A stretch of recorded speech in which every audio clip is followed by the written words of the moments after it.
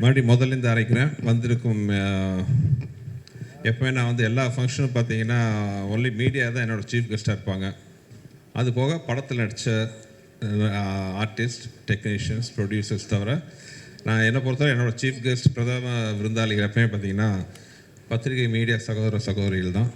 So எல்லாருக்கும் பெரிய வணக்கம். எனக்கு தெரிஞ்சு நான் எந்த படத்துக்கு வந்து ஒரு சக்ஸஸ் மீட் வச்சதே கிடையாது. ஏன்னா படம் ஆனவர்கள் நல்லபடியாக ஓடினா நான் அடுத்த படத்துக்கு மூவ் ஆகி போயிருக்கேன். லாஸ்ட்டாக வந்து அரண்மனை 4 கூட எல்லாம் கேட்டாங்க பண்ணல. பட் இந்த படம் அது எல்லாத்தையும் மீறி ஒரு சந்தோஷம் கொடுத்துருக்கு. ஏன்னா இது வந்து மற்ற படங்களை விட ஒரு ஸ்பெஷல். ஒரு 13 வருஷம் கழித்து நிறைய பேர் இண்டஸ்ட்ரியே நிறைய பேர் சொன்னாங்க 13 வருஷம் கழிச்சு இந்த படம் வருது, என்ன பெரிய சாதிச்சிட போகுதுன்ட்டு. ஆனால் வந்து மக்களுக்கு வந்து இந்த படத்து மேலே நம்பிக்கை இருந்துச்சு, ஒரு எதிர்பார்ப்பு. ஏன்னா ஃபஸ்ட்டு அந்த படத்தோட நாங்கள் அனௌன்ஸ் பண்ணோடனே அவங்க கொடுத்த ட்ரெமெண்டஸ் ரெஸ்பான்ஸ் பார்த்தீங்கன்னா மைண்ட் ப்ளோயிங். இந்த நேரத்தில் அந்த படம் வெளிவர முக்கியமாக காரணமாக இருந்த சில பேருக்கு நான் நன்றி சொல்லணும். முக்கியமாக தயாரிப்பாளர் மனோகர் பிரசாத் சார். இத்தனை வருஷத்துக்கு அப்புறமும் இத்தனை பிரச்சனைக்கு நடுவில் இந்த படத்தை ரிலீஸ் பண்ணணும் முழு மூச்சாக ஒர்க் பண்ண மனோகர் பிரசாத் சார்.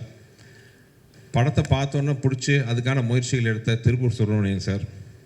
அதுக்கப்புறம் இந்த படத்தை நாங்கள் வெளிக்கொண்டு வரணுன்னா சில விஷயங்களில் ரொம்ப முக்கியமான விஷயத்துக்காக எங்கள் மேலே நம்பிக்கை வச்சு நாங்கள் கேட்ட உடனே ஒரு வார்த்தை பேசாமல் ஒரு மிகப்பெரிய ஒரு ஆதரவு கொடுத்த ஏசி சண்முகம் சார், என் தம்பி ஏசிஎஸ் அருண்குமார் அவர்கள், உறுதுணையாக இருந்த திரு மதன் அவர்கள், எல்லாருக்கும் இந்த நேரத்தில் நான் பெரிய ஒரு நன்றி சொல்லிக்கிறேன்.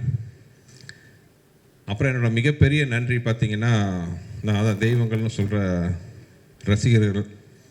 படம் ஆரம்பத்துலேருந்து இந்த படத்துக்கு அவங்க கொடுத்த ஆதரவு, அதுக்கு சப்போர்ட்டாக துணை நின்ற மீடியா, சோஷியல் மீடியா, பத்திரிகை சகோதர சகோதரிகள், பெரியவர்கள் அனைவருக்கும் என்னுடைய மனமார்ந்த நன்றி. என்ன வார்த்தையே இல்லாமல் தான் தடுமாறேன். ஏன்னா இந்த படம் ஜெயிக்கும்னு நம்பிக்கை இருந்துச்சு எனக்கு. ஆனால் இவ்வளோ பெரிய வெற்றி, இவ்வளோ பெரிய ஆதரவு, அதாவது என் கேரியரில் நான் சொல்கிறேன், என் படம் இல்லை மற்ற படங்களுக்கு சேர்த்து இந்த மாதிரி வந்திருக்குமான்னு தெரில.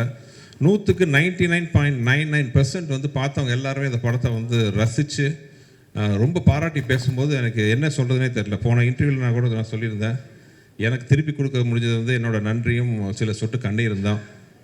அந்த அளவுக்கு வந்து மிகப்பெரிய வெற்றி அவங்க கொடுத்துருக்காங்க. அதேமாதிரி இந்த படத்தில் ஒர்க் பண்ண ஆர்டிஸ்ட் எல்லாத்துக்கும், ஏன்னா அது வந்து கொஞ்சம் ஷூட்டிங்குமே வந்து ரொம்ப ஈஸியான விஷயம் கிடையாது. நான் நிறையா தடவை சொன்ன மாதிரி என் குருநாதர் மணிவன் சார், மனோபாலா சார் எல்லாம் நிறையா நான் அவங்களுக்கு சொல்லியிருக்கேன். அதே மாதிரி மெயினாக நடித்த ஹீரோயின்ஸ் 2 பேரும் 13 வருஷம் கழிச்சும் இன்னும் அழகாக கிளாமரஸாக ரசிகர்களோட கனவு கண்ணியாக வளம் வர அளவுக்கு அருமையாக இருக்கிற அஞ்சலி அண்ட் வரு 2 பேருக்கு தேங்க்ஸ். இதில் என்னென்னா, வரு வந்து லாஸ்ட் மினிட்ல தான் அந்த ஷூட்டிங் வந்தாங்க. ஆக்சுவலாக ஒரிஜினலாக வந்து வேறு ஹீரோயின் நடிக்க வேண்டிய கேரக்டர். நாங்களாம் ஷூட்டிங் காரைக்குடி போயிட்டோம். நாளைக்கு அந்த ஹீரோயின் வரணும். டியூ டு சம் ரீசன்ஸ் கொஞ்சம் டேட் இஷ்யூ ஆச்சு, ஒரு வாரம் தள்ளி வர மாதிரி. பட் எங்களால் வந்து அந்த ஒரு வாரம் எல்லாம் காம்பினேஷன் இருந்துச்சு. ஜஸ்ட் ஒரு ஐடியா வந்து பண்ணி வரு கேட்டோன்னா உடனே ஸ்போர்ட்டிவாக ஒத்துக்கிட்டு வரு வந்தாங்க.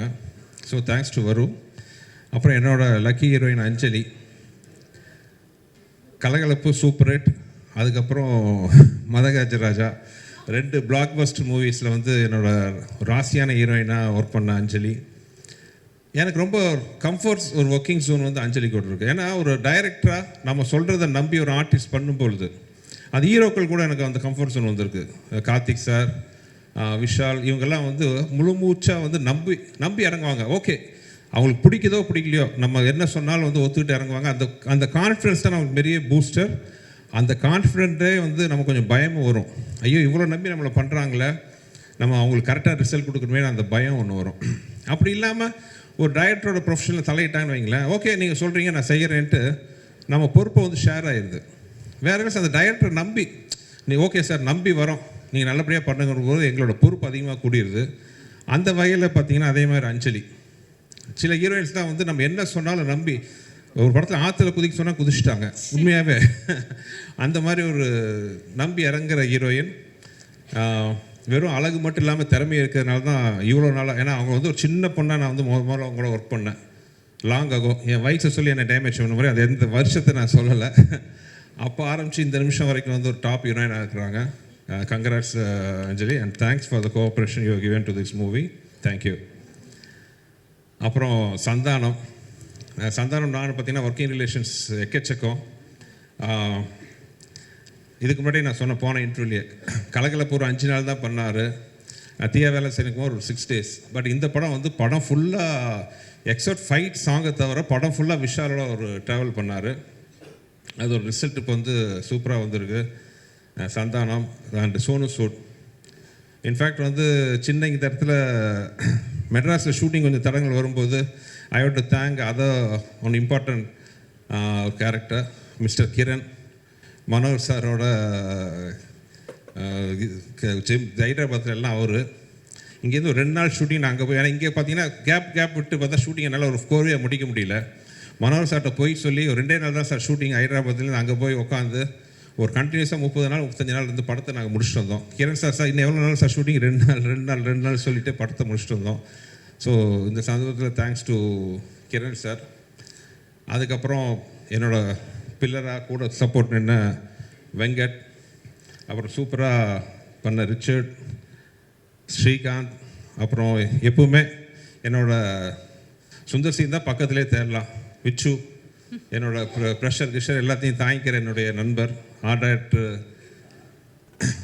டைரக்டர், அப்புறம் ப்ரொடக்ஷன் சீஃப் பாலகோபி சார், அப்புறம் என்னோட மிஸ்டர் மணி, எல்லாருக்கும் இந்த நேரத்தில் தேங்க்ஸ். அப்புறம் இப்போவும் 13 வருஷம் கழிச்சும் அந்த சாங்கை கேட்கும்போது நிறைய பேர் சொல்கிறாங்க படத்தை பார்க்கும்போது படம் வந்து ஃப்ரெஷ்ஷாக இருக்குன்ட்டு. ஆனால் சாங் கேட்கும்போது ஆர்ஆர் கேட்கும்போது பார்த்தீங்கன்னா அந்த படத்தில் ஆக்சுவலாக காமெடிக்கு வந்து ஆர்ஆர் ரொம்ப முக்கியம். காமெடி ஆகட்டும், அந்த ஹீரோயிசம் வரும்போது அந்த ஆர்ஆரில் தூக்குறதாகட்டும், வெறும் பாட்டு மட்டும் இல்லை, one of the best RR என் படங்களை நான் பார்த்தது பார்த்தீங்கன்னா இந்த படத்தில். Thanks to Vijay sir. ஒரு சாதாரண சீன் எல்லாம் கூட பார்த்தீங்கன்னா அந்த ஆர்ஆரில் அவ்வளோ எலிவேஷனு. அதே மாதிரி சாங்ஸ் ஆகட்டும், என் வாழ்க்கையில் நான் அதிகமாக உட்காந்த சாங் இந்த படத்தில் தான். கிட்டத்தட்ட கம்போசிங் ஒரு 5-6 நாள் அவரை போட்டு டார்ச்சர் பண்ணணும். ஏன்னா ஏதோ வித்தியாசமாக வார்த்தை வரணுன்ட்டு.